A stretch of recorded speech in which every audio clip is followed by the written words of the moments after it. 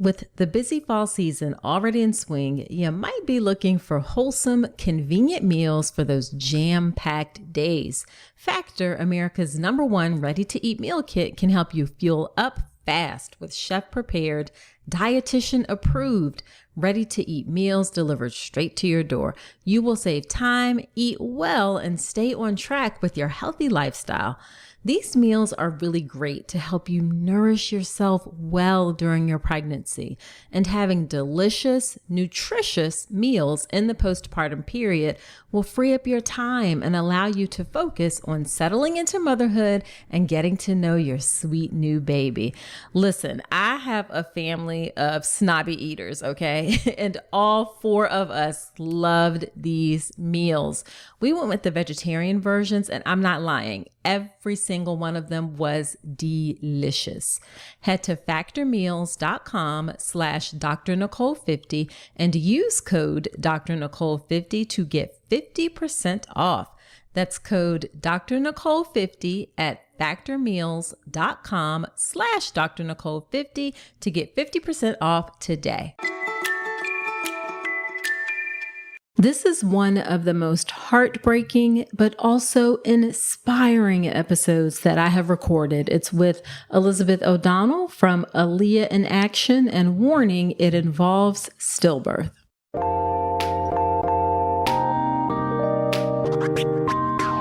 Welcome to the All About Pregnancy and Birth podcast. I'm Dr. Nicole Calloway Rankins, a board-certified OBGYN who's been in practice for nearly 15 years. I've had the privilege of helping over 1,000 babies into this world, and I'm here to help you be calm, confident, and empowered to have a beautiful pregnancy and birth. Quick note, this podcast is for educational purposes only and is not a substitute for medical advice. Check out the full disclaimer at drnicolerankins.com/disclaimer. Now let's get to it. Hello there. Welcome to another episode of the podcast. This is episode number 227. Whether you are a new listener or a returning listener, I'm grateful that you're spending some time with me today. Now, in today's episode of the podcast, we have Liz O'Donnell. She is a former elementary school teacher who now focuses on Aaliyah in Action and stillbirth prevention and advocacy full-time. Aaliyah in Action is an organization that she founded after the death of her daughter Aaliyah by stillbirth. The organization provides women, birthing people, and families comfort as they take steps towards healing after the loss of their baby. They provide self-care packages for free to those who've experienced a stillbirth. Now, stepping into the nonprofit world and out of the classroom is a transition Elizabeth never thought she'd be making. But since the death of Aaliyah, she realizes that her job as a mother is to establish a legacy for her daughter while also supporting families down the same path in life. Her dedication to the development and growth of this organization is really, really admirable. She's done so much work to really grow it and support families all over the country. And it really is amazing what she's done and how she's made something so supportive and helpful out of real tragedy. So in this episode, we are going to talk about what happened with her daughter Aaliyah and the stillbirth, what made her start Aaliyah in Action, what is included in these self-care packages that families receive. You'll also hear her experience with parental leave after Aaliyah's death. Spoiler alert, they did not consider her as eligible for parental leave because she didn't have a live baby. So she actually had to fight for leave after Aaliyah's death. We will share some bereavement resources as well as things to do and not do for someone who's experienced a loss. So without further ado, let's go ahead and get into this, again, inspiring but also challenging conversation about stillbirth with Elizabeth O'Donnell from Aaliyah in Action.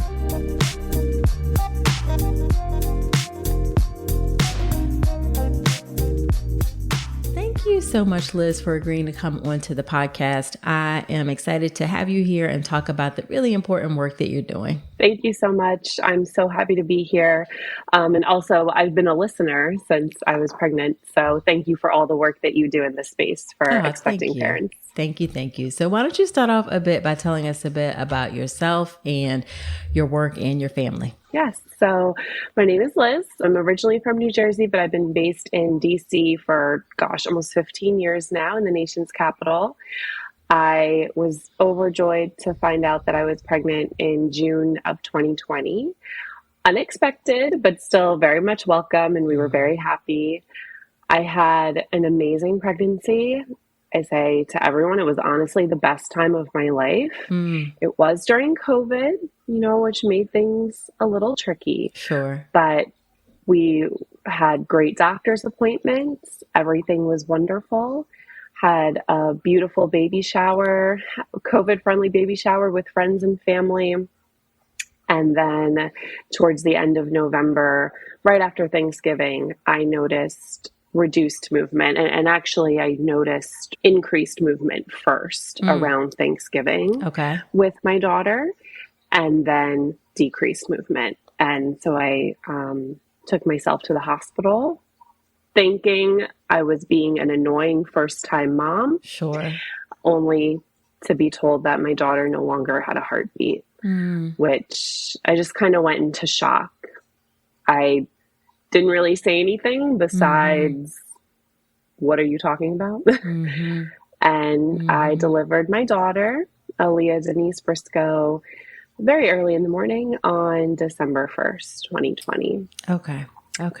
And since then, it has been a roller coaster, just trying to recover as a mother that's experienced this. Right. And also trying to parent Aaliyah, which is why I'm here today. Sure. Absolutely. Absolutely. So if you don't mind me going back for a minute, in that moment, we very often say like the baby doesn't have a heartbeat, when actually some of the data says we probably need to be, we do need to be more straightforward and say, your baby passed away or your baby has died inside. In that moment, did you feel like, what do you mean? Like there's no heartbeat? Like, can you find it? Like, what are you talking about? Yeah, I remember I kind of knew when the nurse was searching for a heartbeat and said, oh, I don't think this is working. Let me go get the midwife. I could sense there was something wrong. When, she's searching for a heartbeat and then says to me, we cannot find a heartbeat. I don't remember if she had used other terminology after that, because the only thing in my mind was, oh my gosh, what's about to happen? Right. How did this happen? I was so low risk. Nothing was wrong. Everything was, roses and rainbows. Right. I realized it was going to be a stillbirth. And at that point, I didn't realize that this even still happened to people. Okay. I thought maybe I could get a quick C-section, be out of there, and figure out what to do next with my life. That is not how it works. Right. I learned very quickly. Right.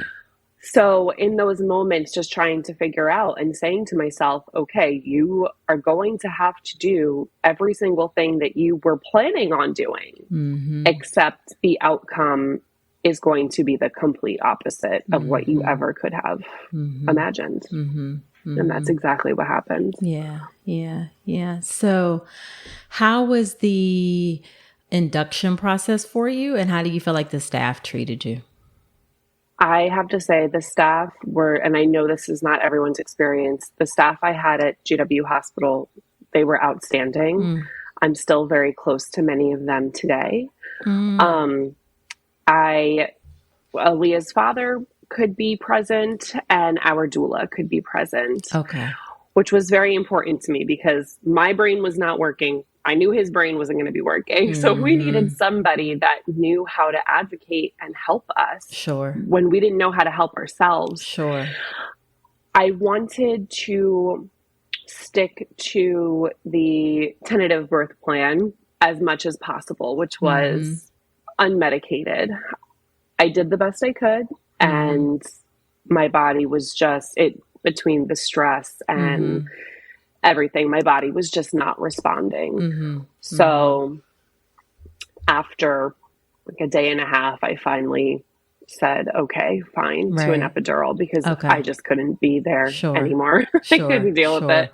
And it was just a few hours later that I ended up delivering her. Okay. That's interesting that you wanted to adhere to as much as you could, including an unmedicated birth. I did. I look back on it now and I'm kind of like, I would have saved myself a lot of pain had I not done that, but I wanted to stick to the plan. One, because that's just the type of person I am, but because that's what I wanted for my child. Sure. And I still wanted to go through that as much as possible. But I do realize there are so many other factors that come into play when you experience this. Yeah. And I appreciate my doula for, telling me it's whatever you want to do, but then at a certain point also saying it's okay if you want to switch it up. Absolutely. So now, not everyone takes this sort of tragedy and then turns it into what you've turned it into, which is Aaliyah in action. So tell us a bit about what Aaliyah in action is. And then I really want to hear what made you make that leap to create it. So first off, what is Aaliyah in action? So Aaliyah in Action, we are a nonprofit based here in DC, but we support families all over the country. We provide self-care packages to families after loss. So the key word here is self-care for you, the mom, the birthing parent. I kind of make a little joke and I say, this is not about the baby. It's about the person that needs to make it to tomorrow. When, quite honestly, you don't always want to make it to tomorrow. Sure. And so what are we doing for ourselves? So these packages have 6 small self-care items, lip balm, a face mask, because when you're crying, you're going to need those things. Fuzzy socks, a candle. We have lavender shower steamers to kind of, when you remind yourself to take a shower, you can create a peaceful experience. We have tea from an amazing doula here in DC. And then I also include what I call the self-care choice board. And it kind of looks like a bingo board, if you will. And it has little acts that incorporate the package and that you can just do around your home. And the idea is that you can cross one off each day and say that you did something. Right. So it's literally like drink a glass of water. Take a shower. Move your body. Say your baby's name out loud. Just little things that you can tick off. Okay, I did that. I accomplished something. And it might not seem like a big deal in the moment, but further down the line, my hope is that you see that by forcing yourself to do something for yourself each day has helped you. I don't even want to use the word stronger, but in some ways has helped you become a little bit stronger and begin to figure out this new life. Because that's exactly what it is. Nothing, I say I'm Liz before Aaliyah and now I'm Liz after Aaliyah. And those are 2 completely different people. And the last piece of the program with our packages is we have support books for the family. So for me personally, I was not someone that was very drawn to support groups. And I kept thinking, I'm sure I'm not the only one that feels like this. So what are we doing for people that are kind of in that in-between, still figuring it out? So we have a book for the birthing parent. We have a book for fathers and a children's book for living siblings. I always say, I'm going to put a plug here. I am looking for a more inclusive book for non-birthing partners that delivers the same amount of support that the father's book does. And it's really slim pickings out there. But if anybody has a book, please let me know because I'm looking to add that to our library. Okay. Yeah. Now, And maybe this will come out in some of your story about what happened after, you gave birth to Aaliyah, but tell me about what was going on in your mind and how you were feeling and what led you to get to this point where you felt like you needed to start this organization. So honestly, this organization was born from pure anger.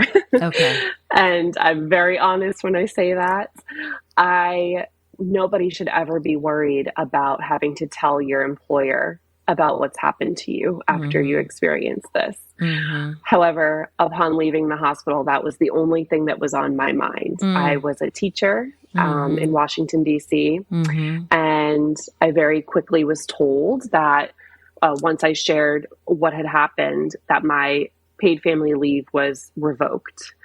And not only that, my FMLA was also canceled and that I had to return to work. So if anyone's delivered a child before, like, you know that's not easy. That is crazy. So they were like, you need to return to work immediately. Like they said, whenever you there's no leave because you don't have a baby that you brought home. Yeah. The wording was quite crass and essentially in so many words said, I'm sorry, but no baby, no leave. And those were the words that I was reading less than a week after delivering my dead daughter. And the additional trauma that caused, it sent me in a tailspin. Right. And it put me in a very dark place. Not only am I trying to figure out how to manage the grief, the stress, anxiety, the blame from what's happened, but now my employer is also putting stress and blame and anxiety on me. Right. And I froze up. I didn't know what to do. I was reading this legislation over and over again. And I was like, I really think I'm right, but I don't know if I'm in the right frame of mind, but I really think I'm still eligible for this. Right. And so I sought counsel immediately to try to, get them to understand. It kept coming across as, I felt as though they didn't understand that I still delivered a baby. Yeah, you still went through the physical process and you still needed to recover from physically delivering a baby. Exactly. Yeah. And this particular piece of legislation at the time, it has since been changed because of all of this, but it didn't include or exclude me. It was strictly up to the employer to decide, are we still going to give her this leave that she's already approved for, or are we going to take it away? Right. And that invalidation of my motherhood and complete disregard for my daughter's life spurred me, to get into action and try to figure out, I surely can't be the only person going through this. Right. KiwiCo Panda Crate is a bi-monthly subscription for babies ages 0 to 24 months. They are perfect for brain-building play and fun. KiwiCo baby products are made with care. They are free of BPA, free of lead, and they use only non-toxic water-based paints and finishes. And y'all, these crates are so freaking adorable. The Bond With Me Panda Crate comes with a tummy time mirror that can be used in multiple different ways. There are these really cool black and white high contrast image cards that support baby's visual development. There's a super cute milestone pillow and cards to track your baby's milestones, plus other at-home activities to connect and bond with your baby. And y'all, these crates ain't just cute, okay? They also support your baby's rapid development in the first 2 years of life with science-backed products that support child-led play and encourage open-ended exploration. Each KiwiCo Panda Crate includes age-specific products that are designed by experts and backed by research. I would have loved to have something like this for my babies. Unlock brain-building play with KiwiCo Panda Crate. Get 50% off your first month with code Dr. Nicole at kiwico.com/panda. That's 50% off your first month at kiwico.com/panda, promo code Dr. Nicole. I decided to post a picture of me holding Aaliyah in the hospital. Mm-hmm. And before I knew it, that picture took on a life of its own. And I had thousands of mothers that have experienced stillbirth reach out to me. And I was floored that so many people were going through this silently. So many people within my own place of employment went through it, had their leave revoked, and were honestly too scared and felt too broken to fight it. And I'm from Jersey, so that's just not me. Like, it's not going to happen. It's not. I'm not the one. Right. So it was hard, and it was dark. It was very dark. Sure. Some people have said to me, you have made this look easy. How have you done it? No, it's been very dark. Right. But I knew I had to, because all of these thousands of other mothers were dealing with the same thing, and it made me sick to think of it. Sure. So that is how Aaliyah in Action was born, because I kept thinking, what are we doing for us? And the answer in this country is not much. That very much so. If this can be a little piece of giving permission, and I forgot to mention earlier, we distribute these packages through our hospital partnerships, largely through our hospital partnerships. Sure. And the importance of that to me is, if a hospital is presenting a family with this package, it gives them permission. It's kind of like, okay, well, if a nurse tells me this is going to help you, you should use this. Right. I'm more likely to listen to that, right, as opposed to receiving it in the mail, which we do ship hundreds of packages to people. But the original intent was, if I receive this package, I might not use it if someone gives it to me because I don't feel worthy. And that is how so many of us feel. That is how my employer made me feel. 10 times more than I already felt. Right. And I wanted to try to eliminate, or you can't eliminate, to alleviate those feelings as much as possible. Sure. And that's how I got this going. Yeah. And I think this is so important, because I think we do a reasonable job in the hospital of like creating a care package centered around the baby, with like pictures and maybe an outfit and footprints and a box, like a memory box for the baby. But we really don't give anything for the healing part of the mom. So I think it's really important to focus on like what she's going through. And we know that postpartum care in the U.S. is abysmal after you have a live baby that you bring home. So it's only worse when you don't have a live baby, and it's kind of like, okay, come back in however many weeks, or come back in a week to check up on things. What do you feel like your care was like, at least from the medical perspective, after you had your baby?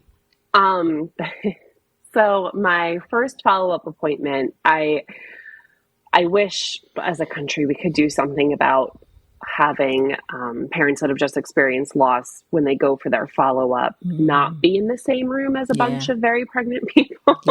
So that was a trigger. I wanted to go by myself. I had friends offer to go with me, and I wanted to do everything on my own, which was probably not the best idea, but I went by myself, and the very first thing the nurse asked me was, "Oh, well, where's the baby?" And I said, she died. She goes, "Oh, okay. So why are you here? Do you need birth control?" And I said, "I'm here because my midwife told me to schedule." So now I'm thinking, wait, did I do this wrong? Because I know my brain's not working, right? So I'm like, oh my gosh, maybe I shouldn't have made an appointment. I'm like, get me out of here. I'm like thinking these crazy things in my head. And, she was just writing on her paper the whole time, barely looked up at me. So I was like, okay, it was the same feeling I felt after I heard the words, there's no heartbeat. Okay, I'm here. I just got to do what I need to do. And then I can leave and I can go home and I can break down and whatever. So my midwife came in, the same midwife that was there during Aaliyah's delivery, I love her so much. And I told her, I was like, I have to tell you this. This is what just happened. Right. And why didn't she know? Or am I even supposed to be here? Right. My midwife didn't know what to say. She just hugged me and she just hugged me. Right. And I was texting my friend. I was like, I can't believe this woman just said this to me. And I understand that nurses are very overworked and stressed, but we have to do better in terms of,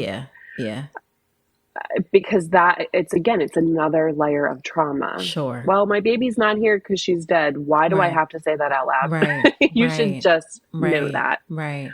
So that was not the best. However, my appointment with my midwife was amazing. Okay. My follow-up with an MFM, because at this time we're trying to figure out what happened. Mm-hmm. They told us in the hospital, they explained autopsy, which not all parents are explained that, which is wrong. I know most elect to not do an autopsy, but you should at least be educated on that option in those moments. Sure. We elected not to because they said they would kind of look her over, and if they saw something that might autopsy might be able to explain, then perhaps we should consider it. They didn't see that. Everything with Aaliyah was A-okay. I was a little disappointed when meeting with the MFM, who basically said, sometimes babies just die. Lightning usually doesn't strike twice. And Aaliyah, there was a small placenta, but she was quite large, so that doesn't matter. So at the end of that appointment, where I thought I was going to get some answers, I left with nothing. And it wasn't until we sent the placenta pathology to, a private doctor that we were able to find answers about how a small placenta contributed to her death. But not all families can do that. Not all families even know that you can do that. And so many families are left wondering for the rest of their lives, why did that happen to me? Did I do something wrong? How do I know it's not going to happen again? And that is just not fair. And again, adds another layer of trauma and stress that we don't need. Sure. Absolutely. Okay. So, so you did say that with just getting back to Aaliyah in action with the care packages, that mostly you go through hospitals, but if people wanted to send one to someone, that they can. Yeah. So our website is AaliyahInAction.org. And there's a little, box there that says if you would like to request a package for a loved one or yourself, you can absolutely do that. All I need is an address. I, at this point now, have been getting more self-request packages from people as opposed to packages for loved ones. Sure. And I welcome you emailing me and sharing a little bit of your story if you're comfortable. Right. I now have a warehouse for all the Aaliyah in Action stuff, so I can ship it out. I either ship it out or my mom ships it out, and we'll get it to you as soon as possible, because that immediate support is very important. And then on the other side of things, I've actually sent out many packages for people where it's been years since their loss. But grief has no timeline. True. And so while the original intent here was giving it immediately, I've also been finding out that it's had a huge impact on people that have received it years later. Right. Because those griefy days still hit. It doesn't matter how long ago it happened. Those days still hit. And if you can reach for something that was made especially for you in this time, I hope that can be comforting to people. Yeah. And then also getting back to the parental leave issue. Yes. How did that come about to change? Were you a part, like, did you speak out about it or, talk to your representative? Like, how did that come to change that, because that's ridiculous. So a lot of people were calling DCPS, and a lot of people, that's the public school system, and a lot of people were calling the city council. And the city council ended up calling me. Okay. And said, we are so sorry about this. I did a lot of local media in DC. I have so many journalists to thank for that, for amplifying my story. And it first led to an emergency bereavement bill. And that bill immediately was retroactive to December 1st and provided 14 days leave for families that experience stillbirth. Now, I always like to say it's very important that we separate the mental health aspect of this from the physical recovery of the body after birth. Yeah. And so while I was grateful and thankful that they did that as a quick remedy, I'm not talking about mental health in this at all as it relates to the leave, because that is a separate, much larger issue. Sure.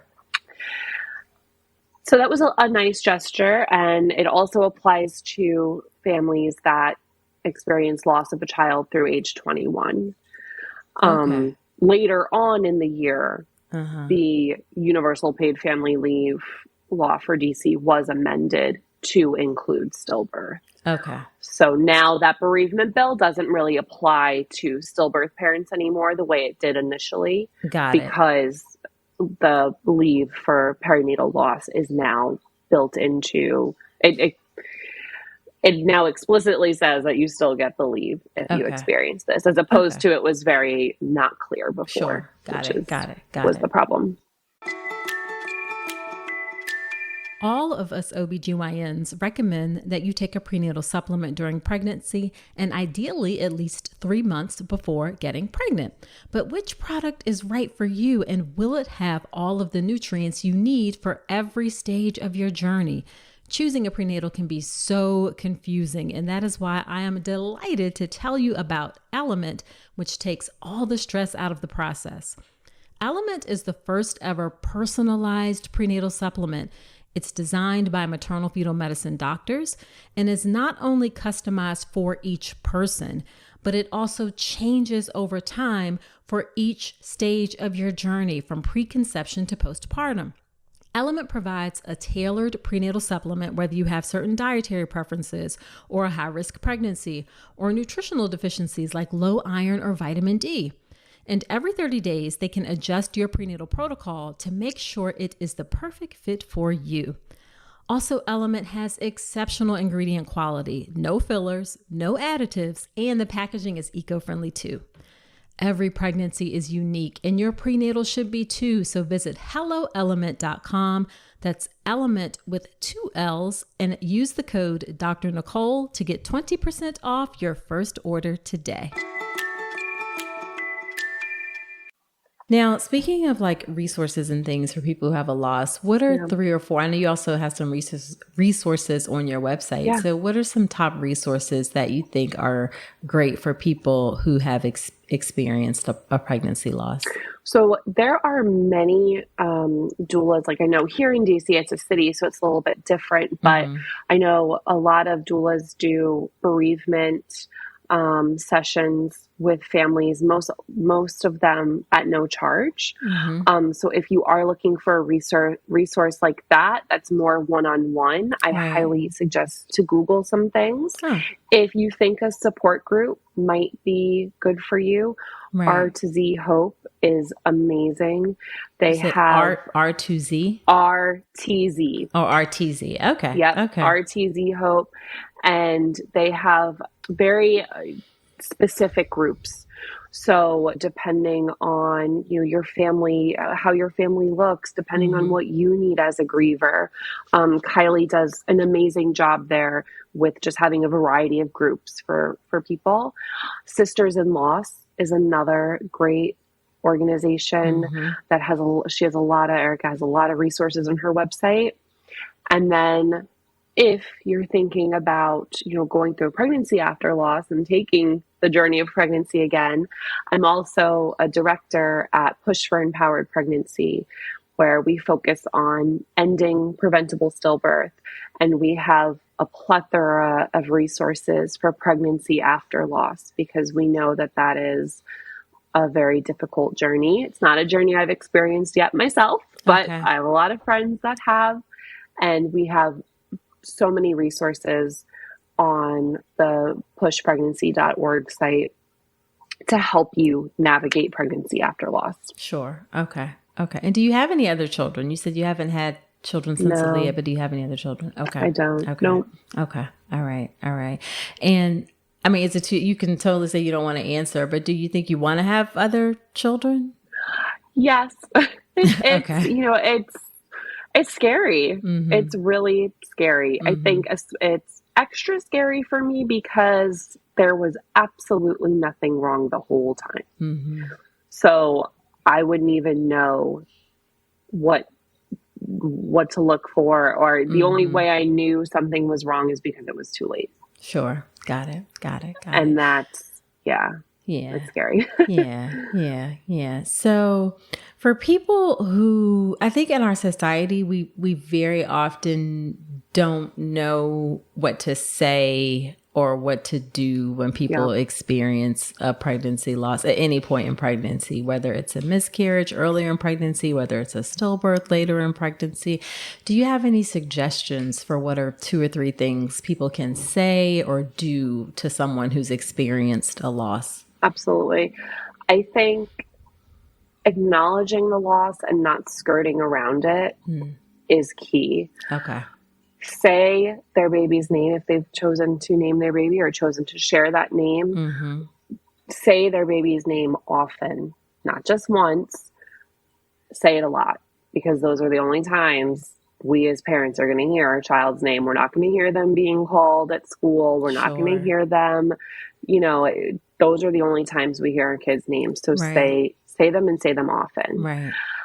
I know it's very common for anyone when there's, any sort of death in the family. Okay, what do you need? What can I do for you? We don't know. Just do something, whether that's, just sending dinner or I had a friend literally just drop off like basic Target cleaning supplies or something, just like, hey, if you need any of this stuff, I just left it on the front porch. Right. It goes such a long way. And also when you're checking in with a loved one that's experienced this, I like to always say at the end of whatever you decide to say, always say, it's okay if you don't answer. I just want you to know I'm thinking about you, because it can be pressure from us to want to respond the right way and, still seem thankful and grateful, even though we're just feeling so depressed. Sure. And just leaving a lot of space for the parent to share what they want, but making sure that you are fully acknowledging that their child was a human. And it's, when we're getting invalidated from our employers, it's important that, our friends and family are validating our child. Absolutely. So then are there a couple things on the flip side that you're like, please absolutely do not do this if for someone who's experienced a loss? Yes, absolutely. And unfortunately, there's a much longer list for that. I won't say everything. Well, go for it. Yeah. I think the main 2 things in terms of language and what we're saying and how much words matter, it doesn't matter, in my opinion, it doesn't matter the religious beliefs of any family. I would advise everyone to steer away from saying it was God's plan, God willed this.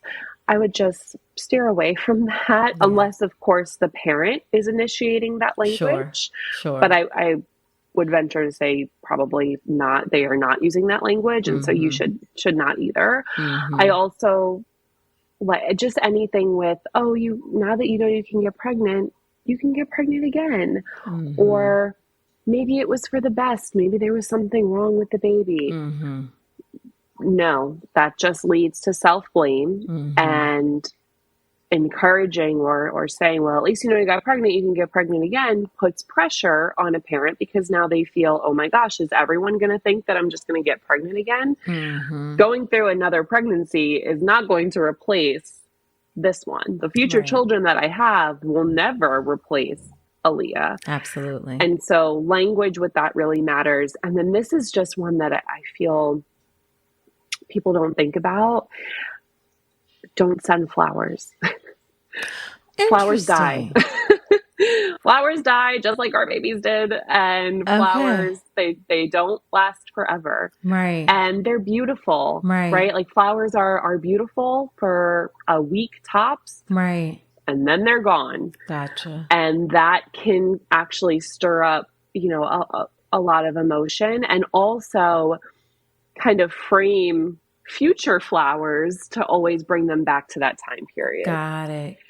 So, and I know it's such an easy thing to do, and we always send flowers for funerals and all of that. But instead of flowers, I would say an Uber Eats gift card, or better yet, I would have people just sending a pizza to the house, and then you don't even have to think about it. So if you wanted to do a little gesture like that, I would just steer away from flowers. Okay. I never thought about that. So are you still teaching, or do you do Aaliyah in Action full time now? I am not. I am no longer teaching. I run Aaliyah in Action full time, and I'm also a director of awareness at Push Pregnancy. And so those two endeavors keep me quite busy. I'm sure. And I like to say it's, I should have a 2.5-year-old running around here right now, driving me crazy. These two organizations are also driving me crazy in a way that I want them to, right? Yeah. Just like if Aaliyah was here doing that, it's a way that you want them to. Yeah. So yes, both of them keep me busy. And today is actually the 2nd anniversary for Aaliyah in Action. And we have provided over 1,000 packages to families and we have 39 hospital partnerships. Right. So all of that in 2 years has kept me quite busy. Sure. So what is as we wrap up, what's the most frustrating part of this work that you do? Oh gosh. Okay. I guess initially the most frustrating part was simply not knowing the rate of loss that has always surrounded me. I just didn't know. I was in a little bubble. I think what's most frustrating is it seems like every parent I talk to, they're like, I didn't know this still happened. And that's why, learning about ways to empower yourself in pregnancy is so important. Knowing that stillbirth still happens is so important. It's not meant to scare you. It's meant to just educate you. Sure. And it's very frustrating hearing the same story over and over again because it doesn't need to be like that. And other countries, I was just in England for the International Stillbirth Alliance conference. It's very frustrating to see how other countries have very strong nationwide programs and guides on stillbirth prevention, on perinatal bereavement. And our system here is still broken. And also within that, not willing to learn from other countries that have made strides to reduce stillbirth rates or to make sure that they are properly caring for parents that have experienced loss. That is very frustrating. The day-to-day of Aaliyah in Action fulfills me, although I wish I didn't have to do it. It comforts me to know I can comfort other people, but I don't think Aaliyah in Action should be as needed as we are. And if we can switch that, I hope that one day I have to change the mission of Aaliyah in Action because people won't need me. That's the goal. Exactly. So then on the flip side, what's the most rewarding part of your work? I think the most rewarding part would be that I can still parent Like, this is me in mom mode. And when you're in the hospital thinking, oh my gosh, I had planned out all these vacations in my mind. I had planned out teaching Aaliyah how to read and all these things we were going to do with friends with kids this day and age. That all disappeared. And it felt like there could never be anything rewarding in my life again. Right. And this is a different type of rewarding, but I feel, I don't want to say happy, but for lack of a better word, happy that I have been able to figure out a way to still parent my daughter, still make her name known, still give her a legacy, despite the fact that she's not here. Sure. So then what's your favorite piece of advice that you would give to someone who's either pregnant or experienced a stillbirth? What piece of advice would you give? I think for those of us that have experienced stillbirth, every day, it's okay to have waves. Every day is different. It's okay to allow joy to creep in every once in a while. It's also okay to lay on your couch and cry all day. That's why we have the packages to help you on those tough days, right? It's grief does not end. And I think my biggest piece of advice that, again, this is all what I'm hearing from families that I've interacted with, is people don't get to tell you when you should stop grieving or when you should get over this. There's no getting over this. This is a piece of who you are. And I think the earlier we can reluctantly embrace that, then the stronger we can connect with our baby and the stronger relationship we can build with them. Sure. Because it's not going to change, right? They're gone. We can't do anything.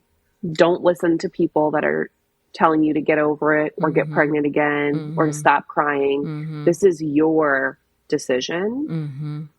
And when we experience this loss, we've lost all control. Right. And we just feel like, oh my gosh, I was so in control and now I'm not in control of anything. Your grief, you are in control of your grief journey, not anybody else. And so I want people to really embrace that as much as you don't want to. Embrace it, because it will help you create that stronger connection with your child in the end. Absolutely. Is how I feel and how I look at it. Yeah. So where can people find you or support Aaliyah in Action? Because you rely on donations. Is that correct? Yes, we do. We are completely donor funded. Okay. So, the reality is hospitals do not have bereavement budgets. And if they do, it's more for training programs as opposed to a tangible bereavement like this, which is why our donor base is so important. Our website is www.aaliyahinaction.org. Aaliyah is spelled Aaliyah. And we're on all socials and LinkedIn and soon to be Threads at Aaliyah in Action. So you can find us there. And if you're in need of a package, please reach out. I respond usually day of. I'm always on my laptop. So, respond so that we can support you. And I highly encourage anyone in the hospital setting, reach out to me so that we can partner. I try to make it as easy as possible for our hospital partners to implement the program. Right. And if you are interested in being a donor or interested in honoring your child, honoring your baby through a partnership with the hospital, please let me know. I want this to also be a support for parents to be able to use in honor of their child as well. Sure. All right. Well, thank you so much for the work that you do, for coming on and sharing your work. I really, really appreciate it. Thank you, Dr. Nicole. And again, thank you for all you do in this community for expecting parents. It's really appreciated. Thank you.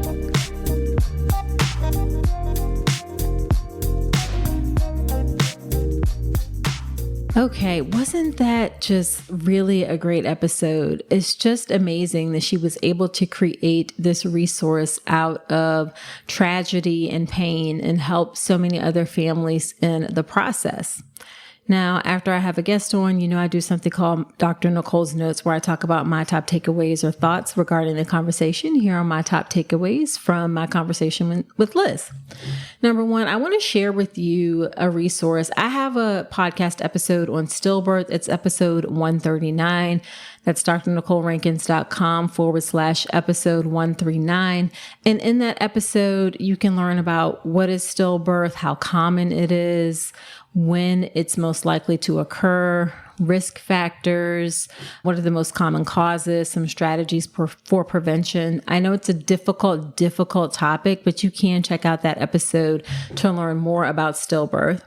The second thing that I want to say is that it can be really frustrating because we often or usually don't know the cause of stillbirth. Most of the time, it is actually unexplained.